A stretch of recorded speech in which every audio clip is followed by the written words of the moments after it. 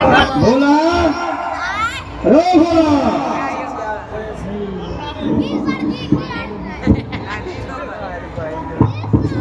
मेरा नाम है भोला, खाता हूँ भांग का गोला। आगे मालिक। अरे जाओ अपने छोटे बाबू को भेज दो। जी जैसा आप कहें, आपका हुक्म सर आंखों पर। और सुनो, जी मालिक। तुम्हें आने की जरूरत नहीं, समझे? जी जैसा आप कहें। लो इसे पीते जाओ। जी मालिक शुक्रिया।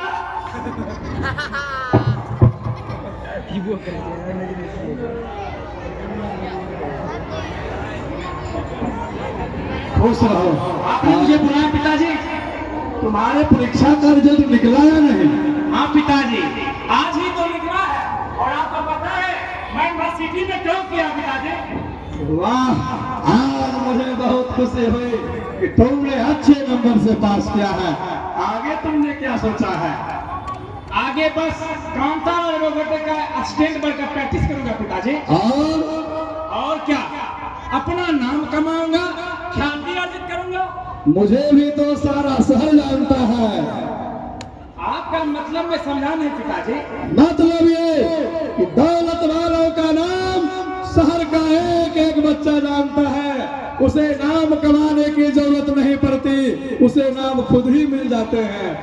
अरे पिताजी, अरे नाम कमाने का क्या, नाम तो चोर और गुंडे भी कमाते हैं। इस समाज में कई ऐसे व्यक्ति बैठे हुए हैं जिनके सामने प्रणाम प्रणाम किए चलते हैं और पीठ पीछे गालियां दिया करते हैं। और जो नाम सम्मान से कमाया जाता है उसका हर वक्त सदा से लिया जाता है। तुम कहना क्या चाहते हो?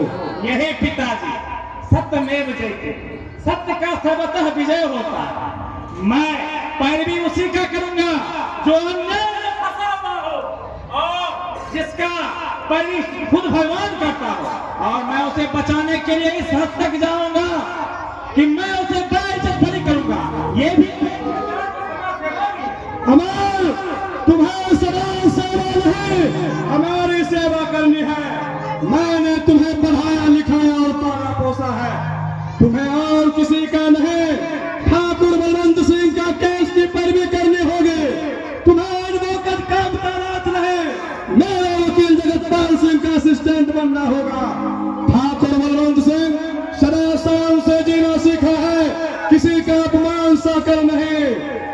और ठाकुर के रास्ते में जो आते हैं बेटा, उसे सदा के लिए ऊपर भेज दिए जाते हैं। तुम्हें पता है अगले साल लखन सिंह मेरे रास्ते का कांटा बना और जब वह हॉस्पिटल में दाखिल हुआ तो मैंने ही उसे जहर का इंजेक्शन दिलवा दिया, कैंसर का बहाना बना दिया। जब इस राज का पता उसके बड़े बेटे बलराम को लगा तो शादी के हर मौके पर मैंने ही अपने आदमियों के द्वारा उनकी हत्या करवा दिए।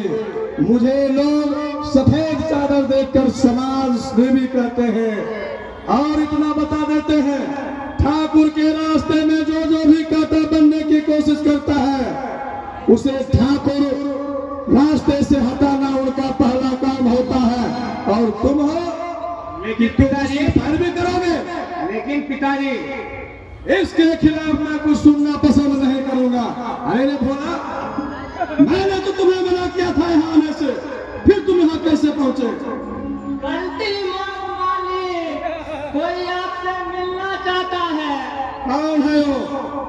अरे वो जो आपके खेत में काम करता है, वो क्या कहते हैं उसको? अच्छा अच्छा, गौरिया।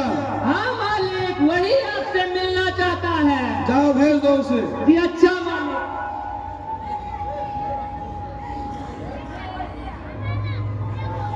नमस्ते ठाकुर साहब। आओ गौरी, क्या काम है? मैं जरा आज छुट्टी लेना चाहता हूँ। आपके यहाँ जो मेरा विजय रहता है ना, उसी के लिए लड़के देखने जा रहा हूँ। मैं सोचता हूँ उसका शादी कहीं करवा दूँ।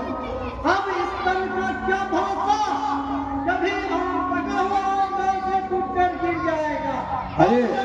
अरे दहेज कितना दे रहा है? दहेज अभी दहेज की बात नहीं मालिक, लेकिन दहेज तो लूंगा है। अच्छा, तो आप भी एक घर लूटने के लिए चले गौरी काका? गौरी गौरी बाबू, अभी आप छोटे हैं, क्या समझेंगे? अगर मैं दहेज न लूंगा तो हमारा समाज में मेरी प्रतिष्ठा नहीं रहेगा। वाह, बेटे को लोग बछड़े की तरह पालते हैं और जब एक दिन बड़े हो जाते हैं तो अपने कर्ज अदा करने के लिए उन्हें बेच देते हैं। बाहर समाज से भी बाहर दहेज की लोभी हवेली। अमर, तुम दहेज लेने से किन किन को रोकेगे? क्या तुम खुद दहेज नहीं लोगे? नहीं पिताजी, मैं दहेज कभी नहीं लूंगा। मैंने जो तुम्हारी पढ़ाई लिखाई में इतना सारा रुपया पैसा खर्चा किया है, वह काम देगा तुम्हारा नाना? पिताजी, इसका मतलब ये नहीं है कि लड़की का बाप आपको सारा घर बेच के दे दे और खुद दर की ठोकरें खाए। बकवास बंद करो। मैं जानता हूँ तुम बहुत बड़े काबिल हो गए हो। अच्छा गौरी, तुम जाओ, खेत पर दूसरे को भेज देना। और तुम सुनो अमर, मैं हाई कोर्ट जा